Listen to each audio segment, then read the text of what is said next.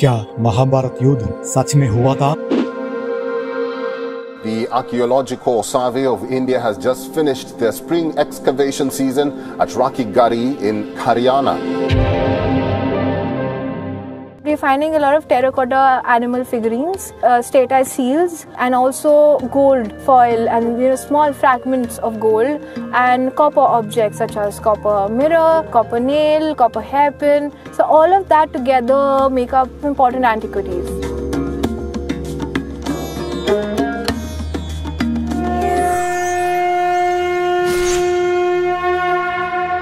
ये इकलौता ऐसा प्रूफ नहीं है जो महाभारत को सच साबित करता है। हस्तिनापुर से 90 किलोमीटर दूर बसे सिनौली गांव में ASI ने 5000 साल पुराने वॉरियर चैरियट्स को खोज निकाला था। यानी ये वॉरियर चैरियट्स 3000 BCE के दौरान मौजूद थे जब पांडवों और कौरवों के बीच में जंग हुई थी। और अगर हम पुराणों के मुताबिक भी इस बात पर गौर करें तो महाभारत के युद्ध के बाद कृष्ण के धरती से जाने को द्वापर युग का अंत कहा जाता है, जिसके बाद कलयुग की शुरुआत हुई थी।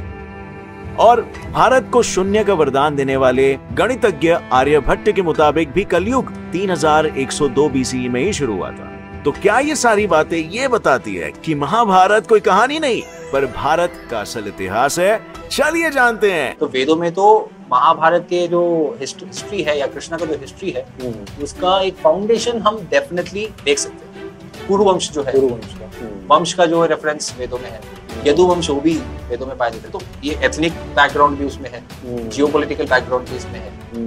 भरतवंशी थे ये लोग, तो भरतवंश का तो बहुत रेफरेंस वेदों में पाया जाता है। तो महाभारत को ऋषि व्यास ने साफ साफ शब्दों में इतिहास कहा है, यानी थस अकर्ड, जो बात हो चुकी है। चलिए आज से करीब 5500 साल पहले चलते हैं। सिंधु सरस्वती सभ्यता, जिसे इंडस सरस्वती सिविलाइजेशन भी कहा जाता है, और इस देश में मिली सबसे पुरानी सभ्यता। यह सभ्यता अपने समय के हिसाब से बहुत आगे थी, जिसमें शानदार सिटी प्लानिंग, ड्रेनिंग सिस्टम, कुशल हस्तशिल्प और मेटलर्जी का बेहतरीन तरीके से उपयोग किया गया था।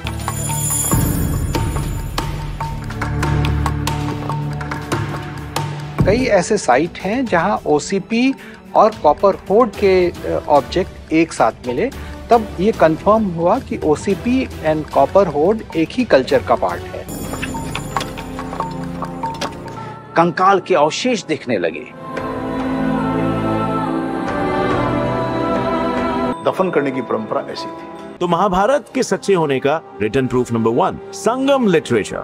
संगम लिटरेचर को साउथ इंडिया के लोग अपने इतिहास मानते हैं, और साउथ इंडिया के ही एक कवि मुरांजीयूर नगनार ने संगम लिटरेचर में लिखा हुआ था कि राजा उदयन चेरा, जो वहां के हिस्ट्री में एक प्रसिद्ध राजा थे, उन्होंने 100 वर्सेस 5 के महायुद्ध के दौरान लोगों को खाना खिलाया था। और अगर हम हमारे इतिहास के पन्नों को पलट कर देखें तो हमें इतिहास में ऐसी एक लड़ाई मिलेगी जो कौरवों और पांडवों के बीच लड़ी गई थी। रिटन प्रूफ नंबर 2, AI होल इंस्क्रिप्शन। AI होल इंस्क्रिप्शन दुनिया के सामने सन 1876 में सबसे पहली बार ब्रिटिश हिस्टोरियन और एपिग्राफिस्ट जॉन फेथफुल फ्लीट के द्वारा आया था, जिसके बाद जर्मन इंडोलॉजिस्ट लॉरेंस फ्रांस केलहॉर्न ने इसे 1901 में इंटरप्रेट किया, और आज भी AI होल इंस्क्रिप्शन पर स्टडीज हो रहे हैं। इस इंस्क्रिप्शन को रवि कीर्ति यानी चालुक्य किंग के कोर्ट पोएट ने लिखा था, और इस इंस्क्रिप्शन में यही बताया गया है कि इस इंस्क्रिप्शन को भारत वॉर यानी महाभारत के 3725 साल बाद लिखा गया है। I have found out more than 827 inscriptions distributed throughout Bharat and abroad also that were dated in Kali Yuga. This is Aihole. This is Kurumathur, Kerala inscription. Aihole is from Karnataka. It mentions Kali days, number of days in Kali Yuga beginning. And this is Odisha inscriptions. Kali Yuga dated 4958 and 4959. This is the famous Nidhanpur copper plate inscription mentioned by this Nidhanpur copper plate inscription of Bhaskar Varma of Assam. It mentioned the genealogy of Bhaskar Varma from Mahabharata. It mentioned Bhagadatta. It mentions Bhagadatta who fought with Vijaya. Vijaya is another name for Arjuna. Dupi copper plate and Nalanda clay plate mentions the same genealogy, and also Huan Swang and his disciple based on Huan Swang mentioned that Bhaskar Varma was contemporary to Harsasiladitya of Pushyabodhi dynasty. So his period is around 610. So from Mahabharata to 610 Common Era, there elapsed 3000 years and regnal periods of 16 kings. और जैसे मैंने आपको पहले बताया, महाभारत के खत्म होने के बाद ही तो 3102 में कलयुग की भी शुरुआत हुई।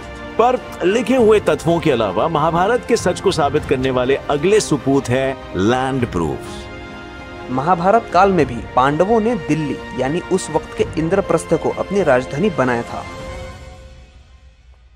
पांडवों को 5 गांवों पर स्वतंत्र अधिकार दे दीजिए महाराज,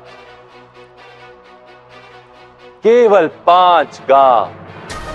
और ये 5 गांव थे इंद्रपथ, पानीपत, सोनीपत, तिलपत और बागपत। इंद्रपथ यानी कि इंद्रप्रस्थ जो आज के समय में दिल्ली में है। दूसरा गांव था स्वर्णप्रस्थ जो आज हरियाणा में है। तीसरा गांव था पानीपत, ये भी आज हरियाणा में है। चौथा है बागपत जो आज के समय में उत्तर प्रदेश में है। तो 5वां गांव था तिलपत, ये भी आज हरियाणा में है। नॉर्थ इंडिया में 35 से भी ज्यादा साइट्स पर आर्कियोलॉजिकल एविडेंस आइडेंटिफाई किए गए जो हूबहू महाभारत में डिस्क्राइब किए हुए शहरों से मिलते जुलते हैं। और इसका सबसे पहला एग्जाम्पल है हस्तिनापुर में पाई गई पॉटरीज।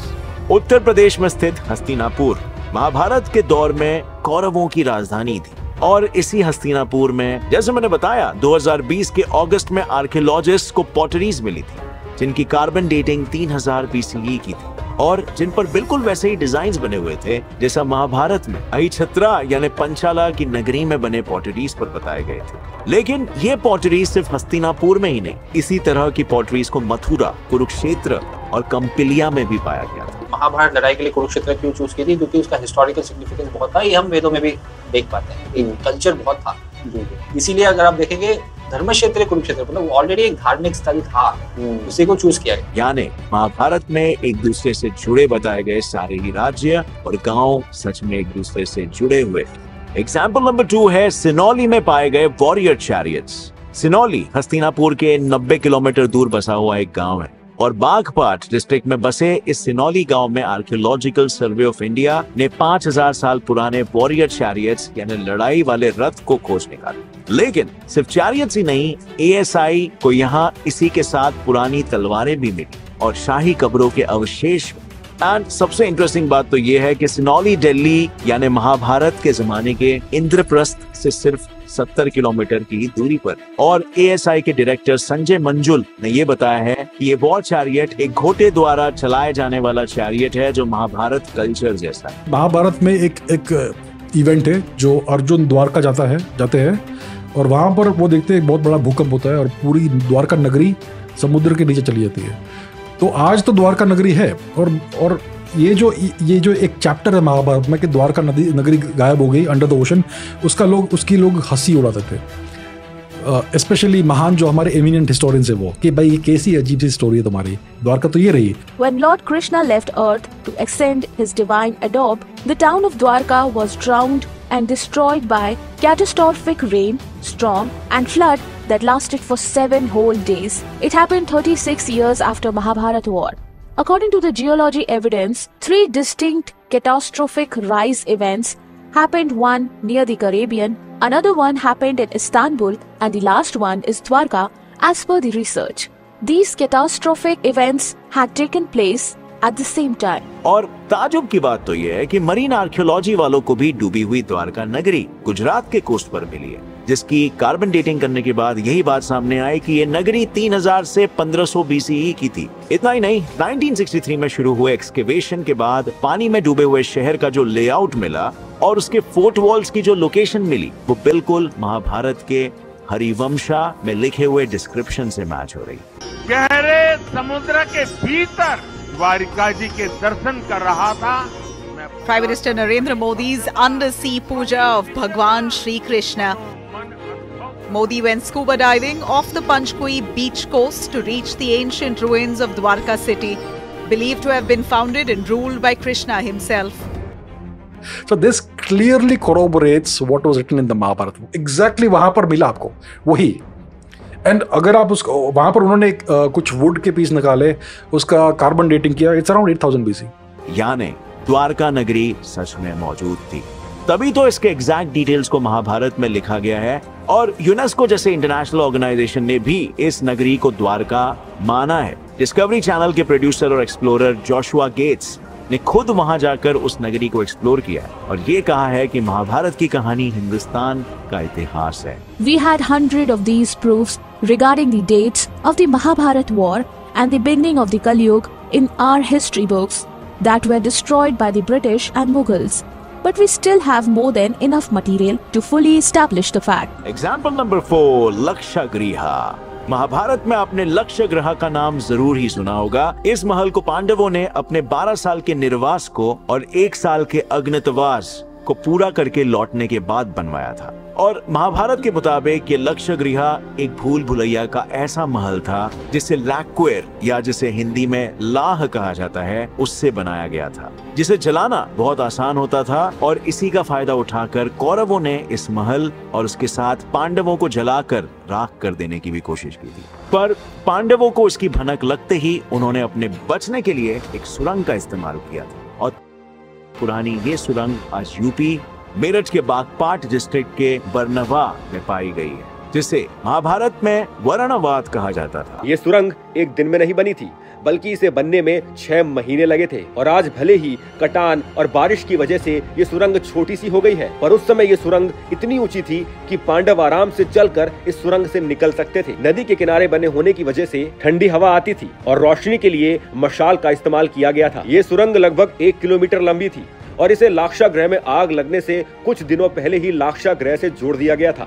5000 साल पहले 18 मिलियन 1.8 करोड़ पीपल अगर लड़ रहे हैं तो वो मतलब पॉपुलेशन वाइज काफी होता है।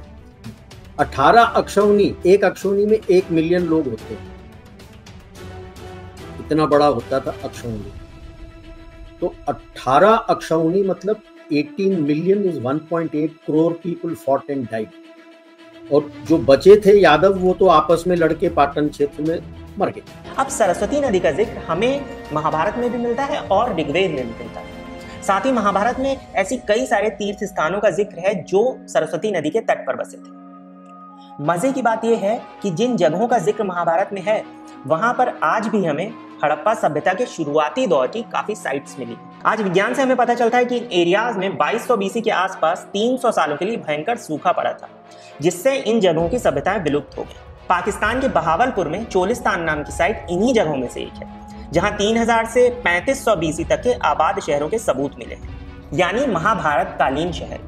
महाभारत में इन जगहों को सिंधु या सौवीर कहा गया है। सिंधु वही देश था जहां के राजा जयद्रथ से दुर्योधन की बहन दुश्शला की शादी हुई थी। यानी महाभारत इस पूरे क्षेत्र के उस काल की बात करता है जब यहाँ पानी की कमी नहीं थी। और इसके बाद भी, महाभारत के बाद भी ये सभ्यताएं विकसित हुई, जैसे हड़प्पा सभ्यता। The chronology of these exact dates states that all the Hindu kings who ruled Hastinapur since Yudhishthir is the most potent evidence that could be understood by anyone. Hence proving the Mahabharat war happened during 3139 BC means 5159 years ago.